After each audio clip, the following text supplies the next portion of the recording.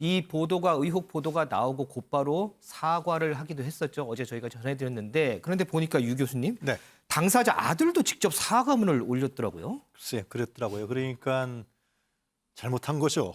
그 아무리 젊은 사람이라 그래도 그런 유혹에 빠졌다고 할지라도 상당히 긴 기간 동안 상습적인 도박을 했다라는 것은 그거는 사회에서 인정될 수가 없는 겁니다. 그래서 후보도 사과했고 그리고 아들도 속죄문을 올렸죠. 속죄문을 올리고 그 다음에 이제 이재명 후보는 교육을 받게 하겠다. 그리고 필요하다 그러면은 사법적 처리까지 받겠다. 이미 시민단체에서 고발한 걸로 뭐 얘기가 되는데 확실한 건 모르겠습니다. 네네네. 그렇기 때문에 저런 부분들은 대응을 잘 한 거죠. 대응을 잘하고 정직하게 다가간 건데요. 앞으로 또 어떤 문제가 터질지 모릅니다. 실제로 모든 전 언론과 또 이 검증이 다 들어가고 있기 때문에 그때마다 아까도 제가 말씀드렸습니다만 우리가 살아온 개인의 삶이라는 건 중요하잖아요. 자기의 삶에 대해서는 자기가 거짓말을 못하는 겁니다. 그렇지 않습니까? 그래서 이재명 후보 아들도 앞으로 어떤 일이 발생하더라도 정직하게 돼야 되고 저는 뭐 김건희 씨도 아까 얘기했지만 자기 삶에 대해서 정직한 태도를 대하고 그것을 그대로 대중 앞에 보여주는 것이 저는 올바른 자세인 거고요. 그리고 공공 영역에 나왔을 때 가장 필요한 자세가 아니냐. 거기서 이제 국민들이 판단하고 검증하고 평가하는 거죠. 국민의 몫이죠. 그거 어떡하겠습니까? 국민이 한 사람 한 사람 다 투표권을 갖고 있는데 그렇게 좀 진행됐으면 좋겠습니다. 네. 윤 대표님 어제 이제 이재명 후보 이 사과하는 모습 보니까 그 안에 보니까 아들의 형사처벌도 지금 감수하겠다 이런 입장도 담겨 네. 있잖아요. 네. 보니까 지금 고발장까지 접수가 됐어요. 네. 만약에 이게 도박 혐의로 만약에 아들이 형사처벌을 받게 된다면 글쎄 이거는 더 큰 악재인가요? 뭐 또 다른 문제인가요? 어떤 건가요? 간단한 그 분석으로 볼 때는 뭐 아들이 대통령 후보의 아들이 불법 도박을 해서 만약에 형사처벌까지 받아서 있다면은 악재는 틀림없겠죠. 더구나 그 윤석열 후보 부인 김건희 씨 얘기는 좀 오래전 얘기들이 많잖아요. 20년 전 뭐 이런 얘기도 많은데 우리 이재명 후보 아들 불법 도박은 이재명 후보가 대통령 후보 출마한다는 얘기 한 지가 오래됐거든요. 성남시장 때부터 얘기했거든요. 그러니까 최근에 있었던 일이 많아요. 그러니까 오히려 국민들이 볼 때는 굉장히 악재다 뭐 이렇게 볼 수 있지만 또 저는 뒤집어서 생각할 수도 있다고 봐요. 세상에 제일 마음대로 안 되는 게 아들, 자식 그중에서도 아들 자기 마음대로 안 됩니다.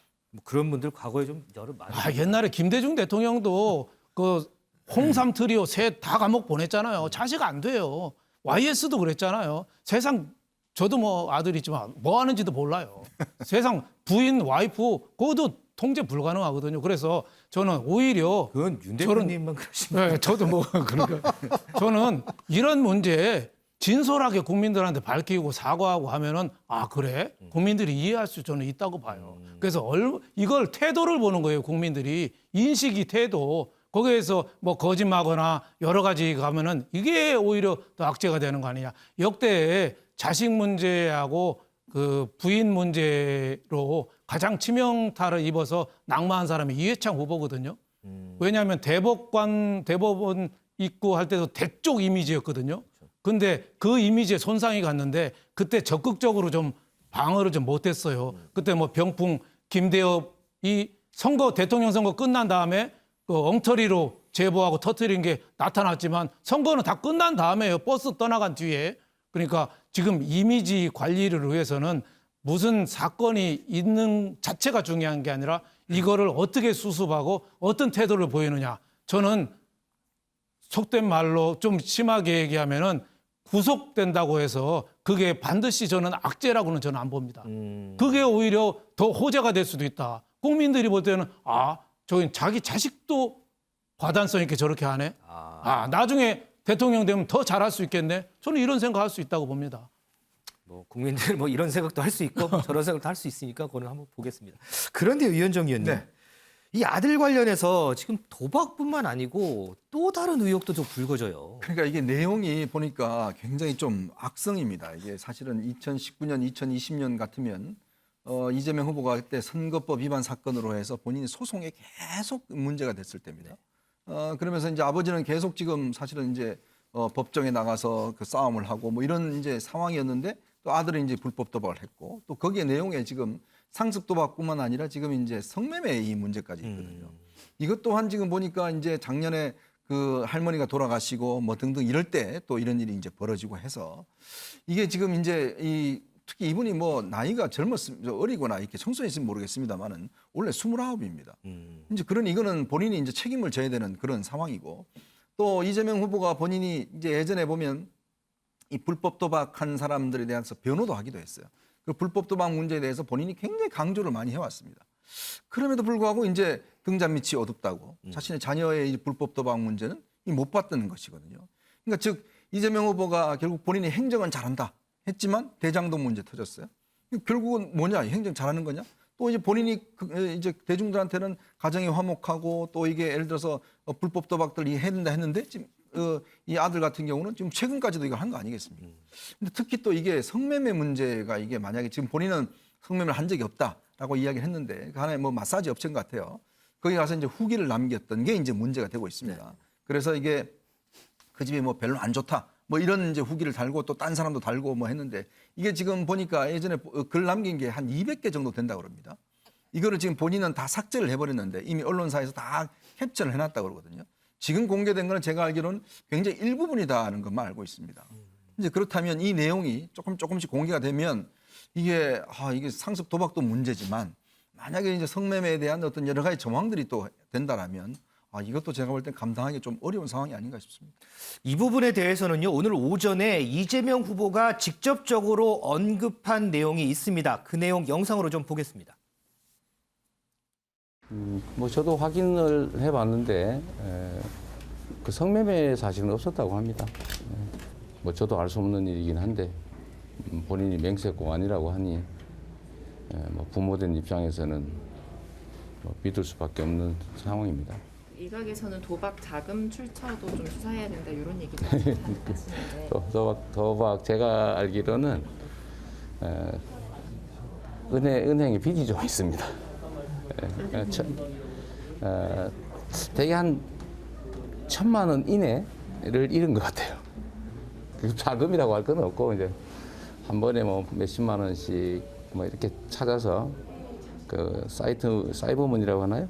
사서 한 모양인데 하여튼 기간이 꽤 길고 그 사이에 잃은 게 1,000만 원까지는 안 되는 것 같습니다.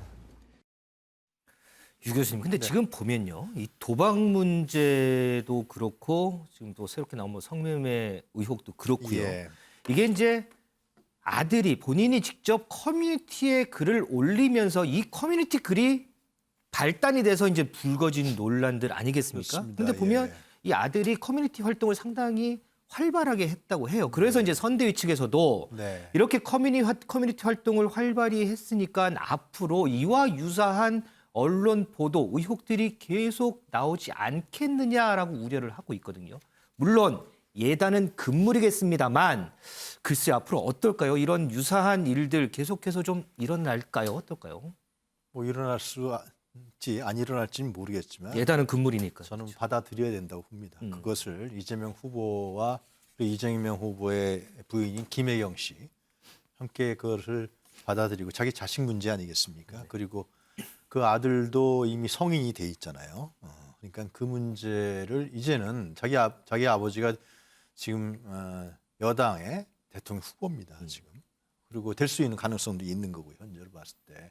그럴 경우에는 자기가 살아온 삶에 대해서 반추해야 되는 거죠. 반추하고 기꺼이 다 드러내야 된답니다. 드러내고 아까도 김건희 여사 얘기도 같이 했습니다마는 드러내고 이재명 후보도 마찬가지고 김희경 씨도 자식이 그렇게 됐어요. 그럼 부모로서의 책임도 있는 거 아니겠습니까? 거기에 대한 어떻게 키웠는지 관리 교육을 시켰는지 이 문제도 결국은 다 드러내고 결국은 대중들에게 저는 평가를 받을 수밖에 없다. 저는 그런 자세가 제일 중요한 것이다. 네. 그것이 결국은 대통령 선거에 임하는 선거라는 유권자의 중요한 선택권에 임하는 후보자들의 자세라는 거죠. 또 감추고 이것은 나중에 한다. 아니다. 반박하고 뭐 야당의 공세다. 이렇게 되면은 이거는 국민들이 봤을 때 저 사람 도대체 뭐야? 이렇게 된다는 거예요. 그래서 전 이재명 후보가 지금 취하고 있는 자세 되게 지금도 인터뷰할 때 그냥 소탈하게 얘기하잖아요. 있는 대로. 저런 자세를 저는 꾸준히 3월 9일까지 견지해 나가야 될 것이고 만약에 하여튼 윤석열 후보가 될지 이재명 후보가 될지 누가 대통령이 되겠지만은 뭐 제3의 산업이 될 수도 있습니다만은 대통령이 돼서도 마찬가지입니다. 나서도 항상 저런 자세를 정직하고 국민에게 평가받고 국민에게 심판받는 자세 이런 거를 계속 가져가. 그거는 대통령이 되든 안 되든 간에 좀 한 개인의 삶에 대한 문제고 가치관이라는 문제가 생각이 들어요. 그렇게 해야 된다라는 생각이 듭니다. 글쎄 이 소탈하다는 표현은 우리 유영하 교수 예. 개인적인 좀 생각인 것 같고 뭘 거르는 거 없기는 거르는 게 소탈하게 얘기한 것 같아요. 예, 없긴 한 것 같습니다. 국민의힘에서도요 지금 이 이재명 후보 아들과 관련해서 여러 가지 얘기가 나오는데 그런데 그 얘기를 들어보면 내부에서도 좀 다른 목소리들이 나와서 주목을 받는 것 같습니다. 김재원 최고위원, 김병준 상임선대위원장 얘기 한번 들어보겠습니다. 이것이 단순히 뭐 도덕적인 문제 또는 청소년기 일탈 행위가 아니라 이미 성인이 된 분이 현실적으로 범죄 행위를 하고 있다. 그러니까 이 문제에 대해서는 그냥 넘어갈 수 없겠구나라는 생각은 했습니다. 말로써 뭐 사과 쇼로 모면하고 넘어갈 수 있는 상황은 아니라는 거죠. 아들 뭐 사과한다, 뭐 치료받게 하겠다. 이 말은 또 뭐 형사처벌을 받으면 책임져야지. 그건 다 하나만한 이야기거든요. 아마 성인이 됐다면 성인 아들로서의 또 독자성이 있는 것 아니겠습니까? 그런 독자성이라는 부분에서 우리가 이 문제, 이 네거티브 공방을 너무 크게 안 했으면 좋겠다라는 생각도 들고요. 네거티브로 이게 가면요. 절대로 민주당이나 이재명 후보가 유리하지 않습니다. 그러니까 너무 네거티브에 서로 함몰되는 것은 좋지 않다. 김병준 상임선대위원장 네거티브 공방으로 너무 안 갔으면 좋겠다라는 얘기를 했습니다. 윤 대표님. 네. 이 보니까 김병준 위원장뿐만 아니고 금태섭 선대위 전략기획실장이요. 이런 글 올렸어요. 사견임을 전제로 올리긴 했는데 당사자가 관여하지 않은 가족 구성원의 개인 문제를 소재로 공격하는 것은 바람직하지 않다. 이렇게 글을 올렸습니다. 지금 화면으로 이제 보이실 텐데 김병준 상임선대위원장 그리고 금태섭 전략기획실장 거의 비슷한 얘기를 했는데 자 이렇게 네거티브 자제론이 나오는 데 대해서는 어떻게 보세요? 뭐 저런 얘기 나오는 거는 뭐 바람직하죠. 지금 뭐 내년 3월 대선을 앞두고 지금 대선 후보들이 미래에 대한 비전, 우리나라가 이런 나라로 가자, 용서와 화합, 그 미래를 보는 AI 시대에 미래를 보는 나라로 가야 되는데 지금 거기에 대한 정책 공약은 안 보이고 보여줄 게 없으니까 서로 네거티브 위주로 지금 빠지잖아요. 그래서 후보자, 부인, 아들 뭐 이런 문제로 너무 빠져드는 면이 있어요. 그런데 여기에 대해서도 또 완전히 그걸 잘못됐다고는 볼 수 없는 게 세계 어느 나라나 민주주의 사회에서 대통령을 뽑는 데는 그 가족도 또 어느 정도는 또 보거든요. 그걸 보는 것도 완전히 그걸 나쁘다 이렇게 또 배격할 수는 없는 거예요. 미국에도 바이든이라든지 저 여러 가지 대통령들, 트럼프 대통령들 가족 간의 문제가 항상 대두에 되는 겁니다. 그래서 그게 어느 정도 정도껏 하느냐 이게 좀 문제가 아닌가. 너무 심하게 나니까 어떻게 꼬리가 몸통을 지금 흔드는 꼴이 된 거 아닌가 이렇게 생각이 들어요. 그래서 저는 팩트는 끝까지 추적을 해야 된다. 국민들한테 알게는 해드려야 된다. 국민들이 그 대신에 판단은 국민들이 할 수 있게끔 그건 기회를 드려야 되는 게 그게 도리가 아닌가 이렇게 생각이 들어서 어느 정도 네거티브는 선거에서 민주주의 선거에서 그걸 뭐 배관시할 수는 없지만은 지금은 거의 네거티브가 선거운동의 100 중에서 한 90 정도가 지금 네거티브가 돼 있거든요. 이거는 좀 여야를 막론하고 좀 심각한 문제가 아니냐. 그래서 내년 3월 선거에 투표율이 저는 요새 최근에는 투표율이 굉장히 높아졌었거든요. 네. 이게 여도 야도 다 싫은 투표가 돼서 자칫하면은 중도나 온건한 분들이 투표장에 안 갈 가능성도 상당히 있지 않느냐. 저는 이런 생각이 들어서 저렇게 야당에서 저런 제기되는 저런 논란은 저는 뭐 바람직한 거 아니냐 이렇게 생각하고 있습니다. 자 그렇다면 이와 관련해서 민주당에서는 어떻게 보고 있을까? 민주당의 목소리도 좀 듣고 오겠습니다.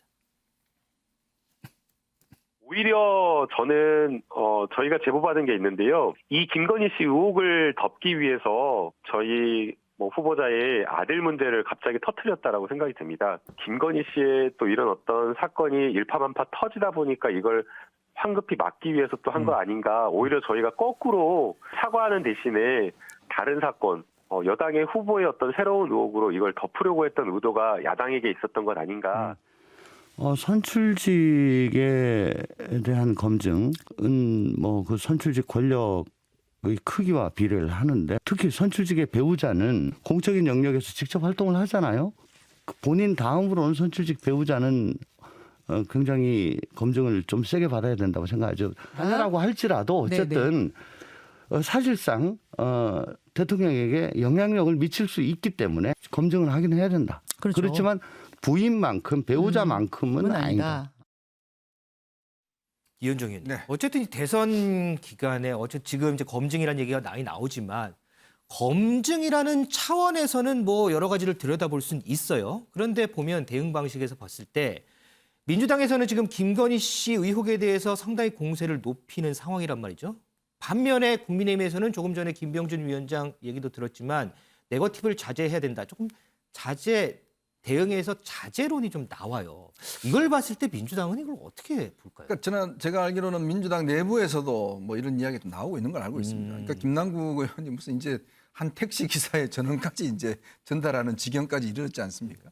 그러니까 제가 아까 말씀드렸듯이 물론 일부에서는 뭐 이거를 계속 김건희 씨에 대한 공격을 할 수가 있는데 그럼 이쪽에 공격하면 할수록 그럼 이쪽도 당연히 이재명 후보 아들 공격하겠죠.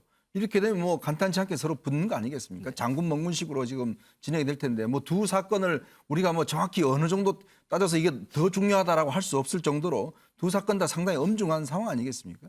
저는 그런 면에서 보면 결국은 서로 간에 결국 이 사건 어떤 면에서 보면 서로 좋지 않기 때문에 결국은 뭐 그렇게 오래 가지는 보지는 않습니다. 결국 이제 어느 정도 적당한 수준에서 문제 제기를 하다가 제가 알기로 민주당 내부에서도 이제 조금 너무 심하게 가면 오히려 되치기 당한다. 이런 우려가 있고 이 국민의힘 쪽에서도 계속 이 아들 문제를 하다 보면 또 김건희 씨와 똑같은 문제잖아요. 사실은 어떤 성격을 보면 이제 그렇게 되면 나중에 본인들도 결국은 이 문제가 될 수가 있는 만큼 상대방이 공격하는 정도에 따라서 이쪽에서도 대응을 하고 이제 그러다가 서로 이거 상처난다. 그러면 거기서 아마 저는 마무리되리라고 봐요.